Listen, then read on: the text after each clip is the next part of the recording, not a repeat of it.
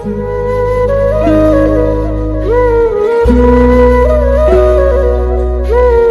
পাচ্ছেন আমার হাতে সেই কচ্ছপটি, যেটি আমরা উদ্ধার করেছিলাম এবং খুব হিংস্র রয়েছে।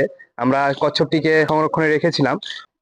আমরা এখন রয়েছি আমাদের যে মুর্শিদাবাদের ঐতিহাসিক মন্দির বন্যেশ্বর শিব মন্দির, সেই বন্যেশ্বর শিব মন্দিরের সামনে রয়েছি এবং এই শিব মন্দিরের সামনে একটা অনেক বড় একটি পুকুর রয়েছে, যে পুকুরটা এই মন্দির সংলগ্ন। আজকে আমাদের বীরভূম থেকে এই কচ্ছপটি এখানে এনে এখানে আমরা সামনে ঘাট রয়েছে, সেই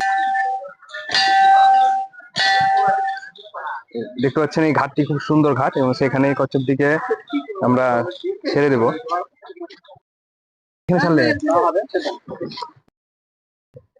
দেখতে পাচ্ছেন আমরা কচ্ছপটিকে একটু দূরে ছাড়ছি, জল দেখে অটোমেটিক তিনি